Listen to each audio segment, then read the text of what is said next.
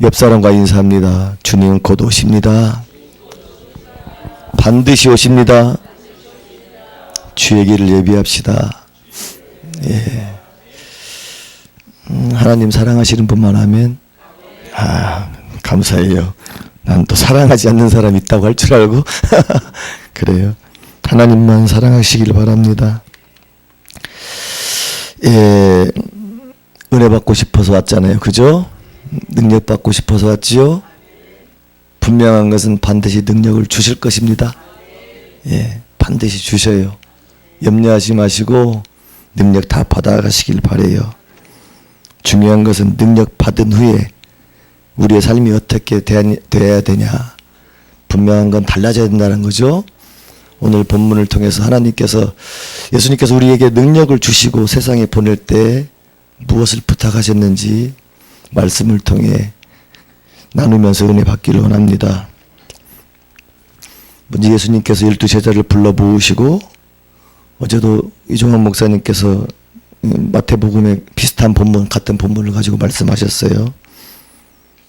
귀신을 제어하고 병을 고치는 능력과 권위를 주시고 세상에 보냈어요. 보낸 이유는 뭐예요? 전도하라고. 네. 가서 복음 전하시라고. 능력을 주신 이유는 다른 이유 없어요. 나 먹고 살으라고 하는 게 아니라 그걸 가지고 복음 전하라고. 예.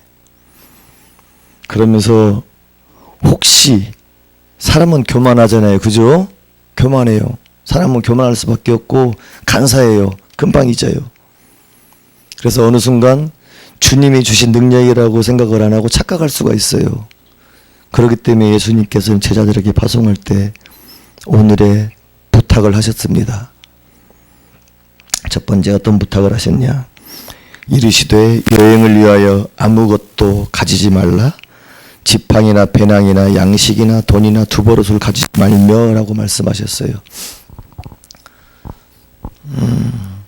오늘 누가복음 9장에는 9장과 또 한번 찾아보실래요? 한 번만 찾으면 됩니다. 마가복음 6장이에요.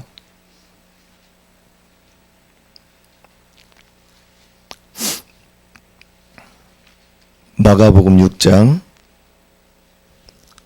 8절 앞에 자막은 안 뜰 거예요.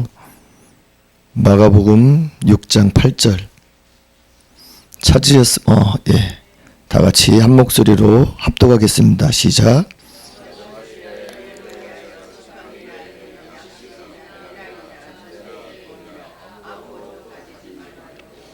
예. 혹시 뭐 다른 점 발견했습니까? 마태복음 10장과 오늘 본문 누가복음 9장의 본문은 같은 내용이에요. 여행을 위하여 아무것도 가지지 말며 지팡이나 배낭이나 양식이나 돈이나 두 버릇을 가지지 말라 말씀하셨어요. 그리고 지금 마가복음 6장 8절에도 같은 말씀이 기록되어 있는데 조금 달라요. 뭐가 달라요? 지팡이죠? 지팡이 외에는, 여기는 지팡이는 가져가도 된대요. 그 외에는 가져가지 말라고 하고. 하나님이 실수하신 걸까요? 이 성경은 하나님의 말씀이잖아요. 그죠? 하나님은 실수하지 않는 분이신데 말씀이 약간 다르게 기록되어 있어요. 하나님은 실수하지 않는 분이십니다. 예, 먼저 이 말씀을 좀 나눌게요. 누가복음과 마태복음 그리고 마가복음의 말씀이 조금 다른데 지팡이의 의미가 이걸 기록한 저자의 관점이죠. 관점인데 이 마가복음은 지팡이는 가져가라고 했어요. 저것은 무엇을 의미하면은 이제 능력을 가지고 복음을 전하러 떠나는 그들에게 옛날 과거의 일을 회상하라는 거예요. 과거의 조상 누군가를. 그죠? 지팡이 허리띠 하면 뭐가 생각나요? 출애굽 당시에 6월절 날 흠없는 양을 잡아서 그것을 취할 때 너희들은 지팡이 손을 지팡이를 잡고 허리띠를 메고 선체로 고기를 먹으라고 했어요. 언제 이제 바로 떠날 수 있을 준비를 하고 있으라는 거죠. 그죠? 그리고 이 출애굽 하면은 누가 생각나요? 대표적인 인물이 모세죠. 예, 모세. 모세는 40년 동안은 뭘로 살았어요? 그 전에 왕자로 살았어요. 모든 걸 다 가졌었어요. 당신은 이 정도 신분이면 내가 뭔가를 할 수 있을 거라고 생각을 했을 거예요. 세상 동 바꿀 수 있을 것 같고 우리나라에 힘도 줄 수 있을 것 같고 그죠? 그런데 하나님은 그가 가진 그 왕자 그 자리를 원하지 않았던 거예요. 그 신분을 철저하게 다 버리게 하셨어요.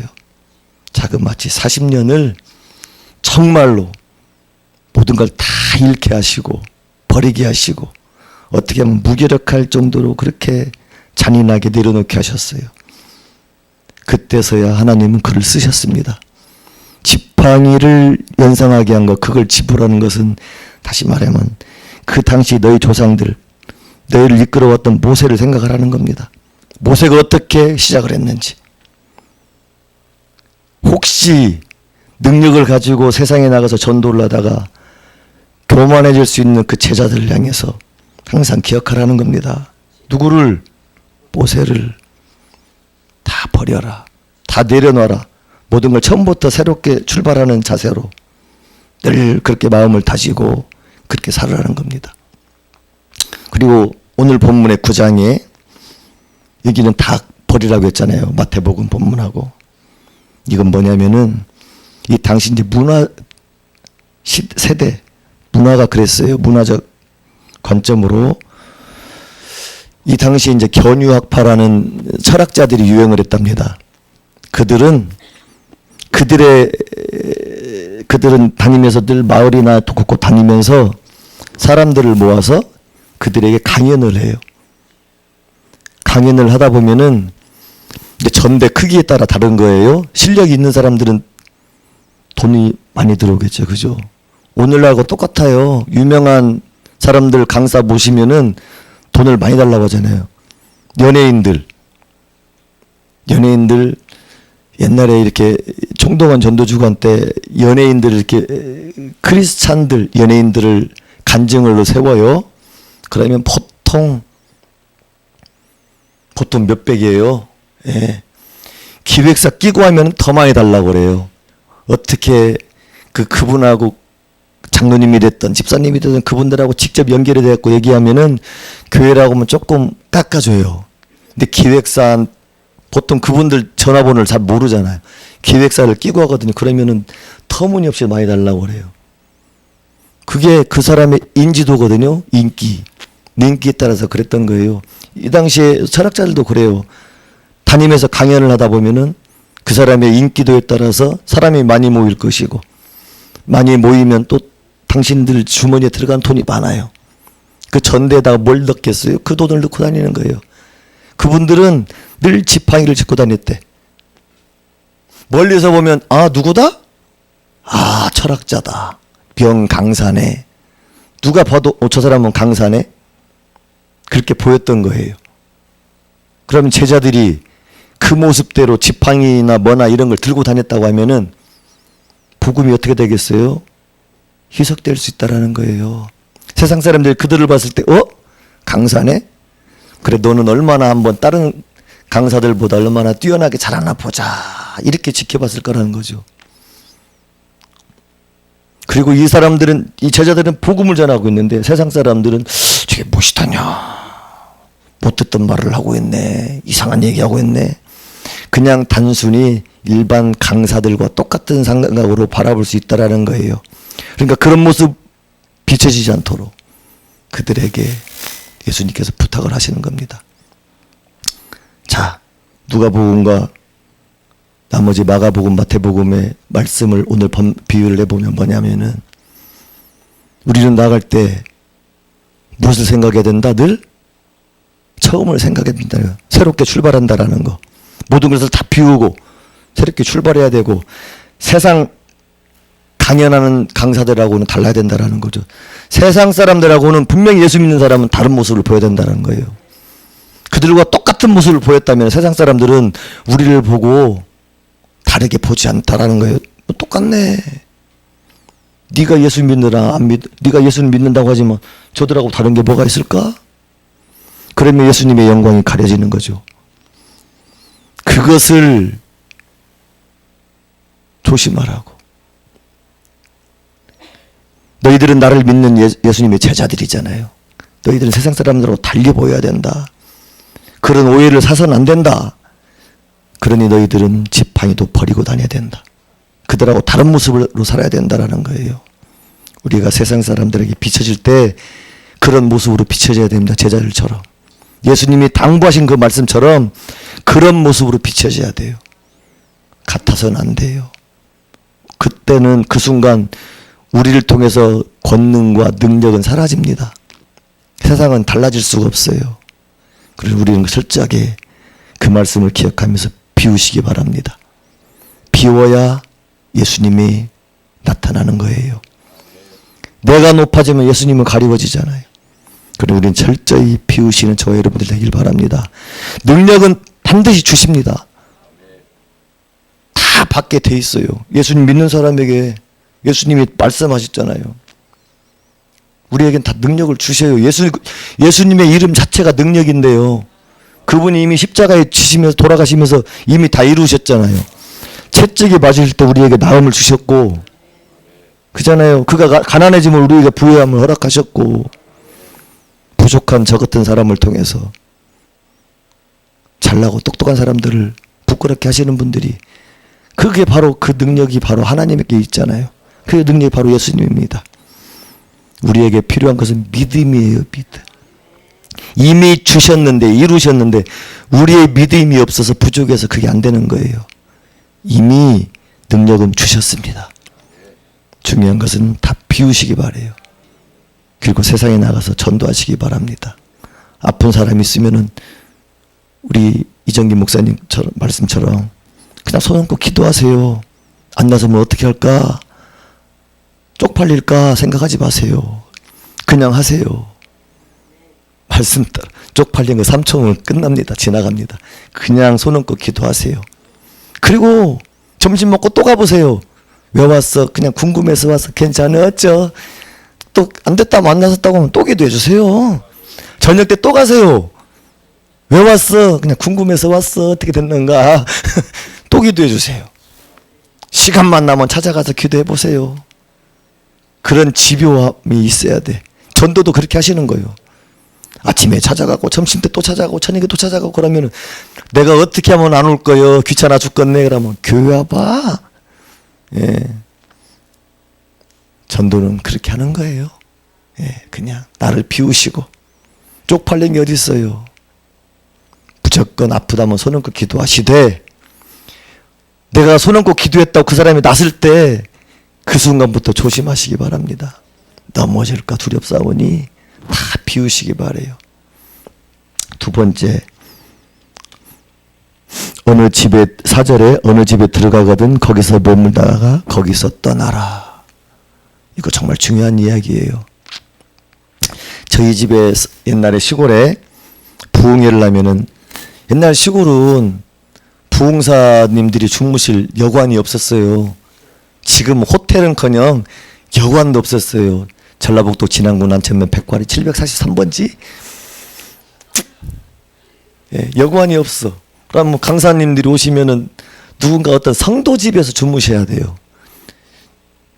지금 생각하면 참 저희 집에 와서 주무신 그 목사님들 대단하셔요. 어떻게 이런 집에 와서 주무셨을까? 이 음식이 입에는 맞았을까? 그 시골에 그 화장실 생각해 보세요. 거기에 와서 볼일도 보시고 식사도 하시고, 그 한겨울에 왔는데 물도 따뜻한 물이 어디 있어요? 소주 끓이는 그 솥에다가 소주 퍼낸 다음에 다시 물 부어놓고 또 끓여가지고 그 물 갖다가 세수대에다가 받아다가 세수도 하고 머리도 감으시고 그렇게 불편하게 사셨어요. 이제 생각해 보세요. 그 집에 가면은 그 집에 머물렀다가 떠날 때까지 그 집에 계시래요. 예수님이 그걸 당부하셨어요. 일예로 쉽게 얘기하는 거예요. 그런데 그 목사님이, 그 강사 목사님이 부흥사님 우리 집에 왔는데 갑자기 막 천장에 옛날엔 쥐 다 돌아다녔잖아요. 다다다다다다. 네. 많았어요.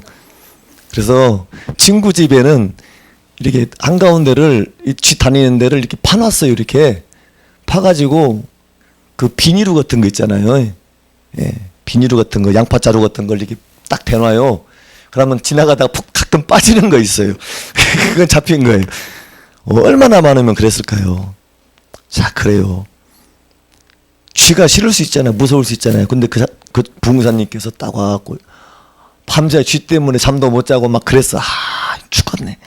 그래서 다음날 목사님한테 가가지고, 뭔 목사님, 나 그 집에서 못 자겠어. 힘들어. 막 쥐도 많지. 막 죄송해요. 우리 고향 사투리로 벌거지라고 했어요. 벌레. 예, 벌레. 야, 벌거지도 많고. 자, 죽었네. 나 그냥 잠 못 자겠어. 어디 다른 집 없을까? 이렇게 한다고 생각해 보세요. 그 말씀을 들은 담임 목사님은 그랬어요. 저 몰랐어요. 그러면서 그 다음에 소개시켜 준다면은 더 좋은 집을 소개시켰어요? 더 나쁜 집 소개시켜 주셨어요? 생각해 보세요. 더 좋은 집 소개시켜 줄 거예요. 그러면은 그 부흥사님이 갑자기 그날 저녁부터 우리 집에 안 와요, 이제. 그럼 뭔 생각을 하겠어요? 뭐야, 우리 집은 좀 더럽다고 다른 집으로 가셨네. 우리 집을 봐도 알잖아요. 저 집 우리 집보다 잘 사는 집인데, 우리 집은 좀 더럽고 가난하니까 저 잘 사는 집, 깨끗한 집으로 가셨구나. 그 생각이 드는 순간 이미 우리 집은, 우리 식구들은, 저는 그 목사님한테 은혜는 없어요. 이제는 꽁 하고 있어. 어디 한번 보자. 목사가 그래요? 뭔 말을 하든 무슨 말씀을 하든 그게 하나님 말씀을 안 들려요. 너나 잘 사세요. 당신은 그따구로 살면서 뭔 그런 설교를 하세요. 당신 교회에서나 가서 잘 하세요. 교회 예배 집중 안 됩니다. 그 순간 복음은 사라지는 거예요. 그분이 아무리 진짜 좋은 말씀을 달달달하게 이렇게 전하더라도 상처받은 그 성도는 다시는 은혜 못 받습니다. 무슨 말씀인가 이해가 되잖아요. 저는 그렇게 해석했다는 얘기예요. 이게 모르겠어요. 저는 그렇게 받아들였어요. 그러겠다. 그 집에 몸을 갔으면은 그 사람이 그 집에 어떤 여건 조건이 있을지 모르지만 나를 통해서 이 사람이 은혜를 못 받으면은 이 집엔 더 이상 구원받기는 힘들어요. 복음이 들어가기 힘들어요. 그 상처는 오래 가거든요. 교회가 깨질 때, 싸울 때, 아무리 신앙생활 열심히 했던 사람 잘했다가도요, 교회가 막 분란이 일어나고 싸우잖아요. 장로, 이장로파, 저장로파 막 하면서 목사님 들어가라 나가라. 이걸 본 사람들 중에, 그래서 시험 들어서 나간 사람들은 교회 안 옵니다. 전도하다 보면 그런 사람 의외로 많아요. 저도 잘 다녔었어요. 근데 맨 싸우더만. 정말 다시 깨지기 어렵더라고요. 그게 우리가 조심해야 할 것들입니다. 내가 누군가에게 복음을 전하러 갔다가 나로 인해서 그 사람이 상처받으면은 그 사람 돌아오기 누가 가도 예수 믿기 힘들어요. 그렇기 때문에 우리의 처신을 정말 잘해야 됩니다. 예수님께서 그것을 당부하고 계시는 거예요. 다시 결론 짓습니다. 우리가 능력은 반드시 받습니다. 의심하지 마세요. 이미 주셨어요. 우리가 의심해서 그러는 것이죠. 못 믿어서. 확신을 가지시고 믿으시기 바래요. 그러면 능력은 반드시 나타날 겁니다. 그렇다면 그 순간부터 우리는 조심해야 돼요. 다 버리세요. 다 잊으세요. 내가 잘해서 내가 능력이 있어서 되는 건 아니에요. 예수님께서 그랬잖아요. 너희가 지금 복음을 전하지 못하게 한다면은 이 돌을 들어서라도 복음을 전하게 하신다고. 주님은 그러신 분이에요. 우리가 능력이 있는 게 아니라 우리에게 그 예수님께서 능력을 주셔갖고 그 능력으로 우리는 사용되는 그냥 도구일 뿐이지, 그 순간부터 넘어질까 늘 걱정하시고 긴장하시고 모든 것을 비우시기 바랍니다. 교만해지면은 죽는 거예요. 예. 그리고 나로 인해서 누군가가 상처받을 수 있으니까 누군가에게 복음을 전하러 간다면은 정말 조심하시기 바랍니다. 그런 경우 많아요. 전도하다 보면 그러잖아요. 그 누구 다니지? 나 가있어. 그 친구 때문에 안 갈 거야. 전도 효동교회 많이 하시잖아요. 많이 하러 다니잖아요. 그런 분들 만나잖아요. 간간히 만나요. 세상에서 세상 사람들한테 정말 좋지 못한 모습을 보이면서 교회는 거룩한 척 하시는 분들이 너무나 많거든요. 이 세상 사람들한테 비쳤을 땐, 직장에서 봤을 땐 저 사람 영 인간성도 이상하고 자기밖에 모르는 것 같고 이기적이고 막, 그런데 그분이 저 교회를 다닌대. 내가 어릴 때 이럴 테면은 분명히 어딘가 다니다 보면, 전도하다 보면은 나가 초등학교 때 일테면 성탄절 때 뭐 얻어먹으려고, 성대학교 때 뭐 얻어먹으려고 교회는 가본 적도 있고요. 그리고 교회에 대한 이미지는 좋아요. 저 사람들은 착해. 천사 같은 사람들이야. 안 믿는 사람들이, 저 어릴 때는 그렇게 생각했어요. 교회 다니는 사람은 다 착하다고 생각했어요. 그리고 군대에도 가갖고 훈련소 딱 끝나고 자대배치를 갔는데 이 바로 위에 선배가 고참이 예수 믿는 사람이에요. 바로 위는 아니지, 조금 위에 고참이에요. 예수 믿는 사람이요. 그러면 야, 너는 예수 믿으니까 그럼 착하겠지. 더 많이 때리더라고. 데리가갖고 교회 가자는 말을 안 하고, 야 신병 너 교회 다니냐? 예수님 믿냐? 예 믿습니다. 나랑 같이 이번 주부터 교회 가자가 아니라 더 때려요. 참 진짜로 상처받아요. 니가 것이 예수 믿느냐? 야, 네가 다니는 교회는 안 가고 싶어. 그런 생각이 든다니까 진짜로. 그러니까 우리는 조심해야 돼요. 그래서 우리는 세상 사람들하고 달라야 되고 다른 모습으로 비춰줘야 됩니다.